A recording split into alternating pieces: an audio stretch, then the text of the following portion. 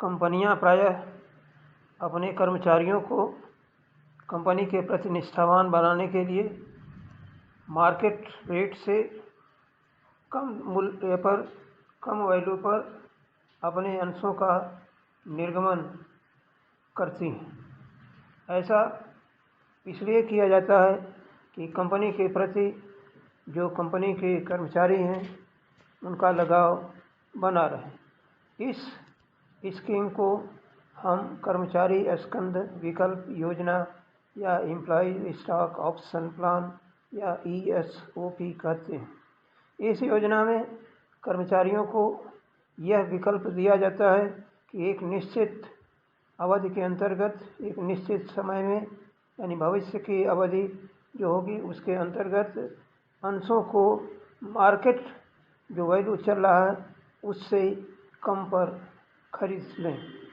कर्मचारी को ये उनके विकल्प पर निर्भर करता है। इसके अंतर्गत हम कंपनी के जो कर्मचारी हैं वो या कंपनी के जो स्वामी कर्मचारी हैं, स्वामी कर्मचारी का मतलब ये कि कभी कभी जो उनके जो शेयर होल्डर्स हैं होते हैं वो भी अपना कर्मचारी होते हैं कंपनी में, तो उनको खरीदने का ये विकल्प देते हैं। या जो फुल टाइम डायरेक्टर होते हैं या जो अधिकारी होते हैं उनको ये अवसर दिया जाता है। या जो सब्सिडियरी कंपनी या आपकी जो होल्डिंग कंपनी है उनके कर्मचारी, यानी होल्डिंग कंपनी और जो सूत्रधारी कंपनी और जो सहायक यानी सब्सिडियरी कंपनी के कर्मचारियों को ये सुविधा दी जाती है।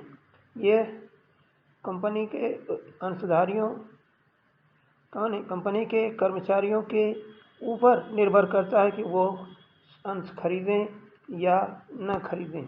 अगर मार्केट रेट से कंपनी कम दर पर कर्मचारियों को अंशों का निर्गमन करती है तो यह कंपनी के लिए एक लॉस होता है, एक एक्सपेंसेस होता है, जिसको हम स्थगित व्यय या डेफर्ड एक्सपेंसेस कहते हैं। यह व्यय कंपनी अपने उस अवधि में राइट ऑफ करती है प्रॉफिट एंड लॉस अकाउंट से, जो कर्मचारियों को समय दिया गया है। जैसे 1 वर्ष है तो 1 वर्ष में ही राइट ऑफ कर दिया जाएगा, और 1 वर्ष से अधिक है समय, 2 साल है, 3 साल है, 4 साल है, तो उसमें बराबर हिस्से में बांट करके statement of profit and loss से ये इसके खर्चे को, लॉस को हम राइट ऑफ करते हैं। तो कंपनी जो है यह योजना जब स्वीकृत करती है तो उस समय एक तो अंश पूंजी, इनकी जो शेयर कैपिटल होती है उसमें एंट्री ये फेस वैल्यू से करते हैं, मतलब जो अंशों का अंकित मूल्य होता है, और मार्केट वैल्यू और अंशों का अंकित मूल्य, इन दोनों का जो डिफरेंस होता है कंपनी के लिए ये पूंजीगत लाभ होता है, कैपिटल प्रॉफिट होता है, जिसको ये सिक्योरिटी प्रीमियम और रिजर्व अकाउंट में लिखते हैं। लेकिन दूसरी तरफ जो मार्केट वैल्यू और जो इनको कर्मचारियों को विकल्प प्राइस दिया जाता है, विकल्प मूल्य दिया जाता है, इनका जो डिफरेंस होता है वो एक तरीके से एक डिस्काउंट होता है, और कर्मचारियों का ये कंपनी को लॉस होता है, इसलिए उसको वो डेबिट करते हैं और प्रॉफिट एंड लॉस अकाउंट से इसको जो है राइट ऑफ करते हैं। इस एम्प्लॉइज स्टॉक ऑप्शन प्लान को हम एम्प्लॉइज स्टॉक परचेज स्कीम या ESPS के नाम से भी जानते हैं। इसके अंतर्गत जो अंश खरीदे जाते हैं उनके क्रय विक्रय पर या उनके लेन देन पर 1 वर्ष के लिए रोक लगी रहती है, जिसको हम लॉक इन पीरियड कहते हैं। अर्थात कि जो अंश खरीदे कर्मचारी अगर वो चाहें 1 वर्ष के अंदर बेचें तो नहीं बेच सकते। इसके बाद इसमें जो है 2 कंडीशन एराइज होती हैं, 2 कंडीशन, 2 अवस्थाएं उत्पन्न होती हैं। एक अवस्था तो ऐसी होती है कि जब सभी कर्मचारी अपने विकल्प का उपयोग कर लेते हैं, यानी सभी लोग खरीद लेते हैं। दूसरा ये होता है कि जब उसमें से कुछ कर्मचारी नहीं खरीदते हैं। जब कुछ विकल्पों का उपयोग नहीं किया जाता है तो ऐसी कंडीशन में जो लॉस कंपनी को होता है उसको रिवर्स करके एंट्री की जाती है।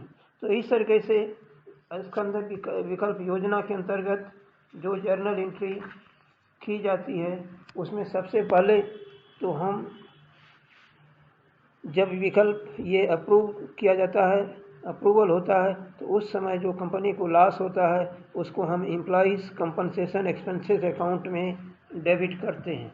एम्प्लॉइज़ कंपनसेशन अकाउंट में डेबिट करते हैं। इसकी रकम जो है कैसे निकालते हैं कि जो नंबर ऑफ़ शेयर्स हैं उसमें जो मार्केट प्राइस अंशों का है वो और जो इशू प्राइस है इनका जो डिफरेंस होता है उसमें से गुणा करके हम निकालते हैं। जैसे मान लीजिए कि मार्केट प्राइस 100 रुपये चल रही है, इनको 40 रुपये में कर्मचारियों को दिया जा रहा है, तो कंपनी को लॉस होगा 60 रुपये। 60 रुपये के हिसाब से जितने भी नंबर ऑफ शेयर इशू किए जाएंगे वो आपके पहली एंट्री में जो है एम्प्लॉइज़ कंपनसेशन एक्सपेंसेस में डेबिट किया जाएगा और employees stock option outstanding account में ये क्रेडिट किया जाएगा।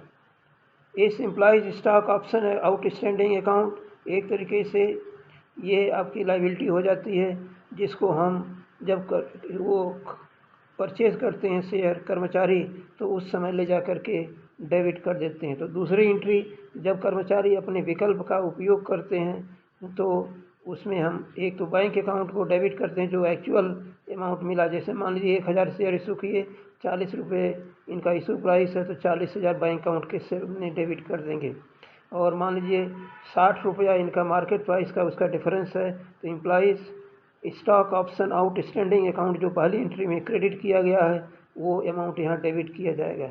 ये भी मान लीजिए कि अगर उसमें से 100 शेयर नहीं बिके, 100 शेयर का अंशों का विकल्प का उपयोग नहीं किया गया तो वो रकम यहाँ से कम कर दी जाएगी और बाद में ले जा कर के उसको पहली एंट्री जो की गई है उसी के हिसाब से उसको रिवर्स एंट्री करते हैं।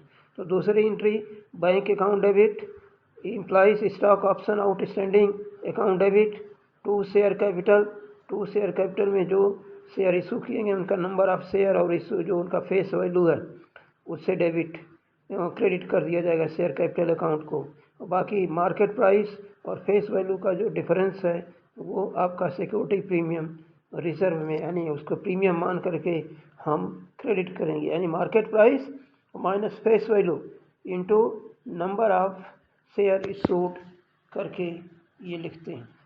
तीसरी एंट्री जो लिखी जाएगी उसमें ये विकल्प राशि यानी जो पहले वाली एंट्री है कंपनसेशन एक्सपेंसेस अकाउंट को हम राइट ऑफ करते हैं, समाप्त करते हैं। अगर एक वर्ष में ये विकल्प दिया गया खरीदने का तो एक ही वर्ष में हम इसको स्टेटमेंट ऑफ प्रॉफिट लॉस को डेबिट कर देंगे, एम्प्लॉइज़ कंपनसेशन एक्सपेंसेस को क्रेडिट कर देंगे। मान लीजिए 2 साल 3 साल का समय दिया गया है तो ये दोनों यानी हर साल ये एंट्री होगी, यानी कि statement of profit loss debit करके to employees compensation expenses account credit किया जाएगा और उसके बाद तब दूसरी वाली एंट्री जो पहले की गई है वो की जाएगी। कहने का मतलब कि जब एक ही वर्ष में ये विकल्प दिया जाता है खरीदने के लिए तब तो ये एंट्री जो है आपके जिस सीरियल से दी गई उससे कर देंगे, लेकिन जब ये कई साल दिया जाएगा तो पहली एंट्री पहले कर ली जाएगी, उसके बाद जो तीसरी एंट्री लिखी गई है वो जब तक अंश का समय दिया गया खरीदने का उस दौरान जो है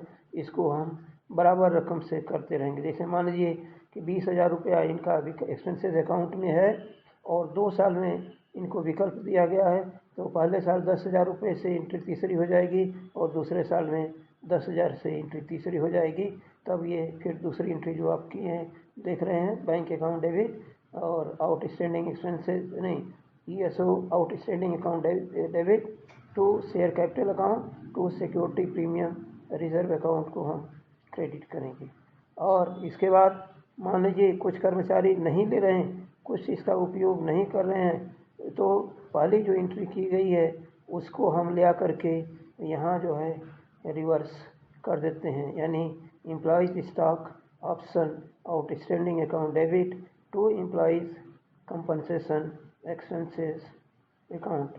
लेकिन कभी कभी ये भी हो सकता है कि जैसे 2 साल आपने राइट ऑफ किया और 2 साल के अंत में ये पता चला कि 100 शेयर नहीं लेने वाले हैं जबकि हम statement of profit and loss को डेबिट कर चुके हैं, तो वो जो है स्टेटमेंट ऑफ प्रॉफिट लॉस यहाँ एम्प्लॉइज़ कंपनसेशन एक्सपेंसेस अकाउंट के साथ क्रेडिट में बढ़ जाएगा। तो इस तरीके से आपकी ये 4 एंट्रियाँ जर्नल एंट्री की जाएगी जैसा क्वेश्चन की सिचुएशन है। क्वेश्चन कैसे होगा ये हम अगले वीडियो में पार्ट 2 में हम आपको देंगे। आप हमारे इसको लाइक करेंगे और सब्सक्राइब करेंगे। धन्यवाद। Thank you.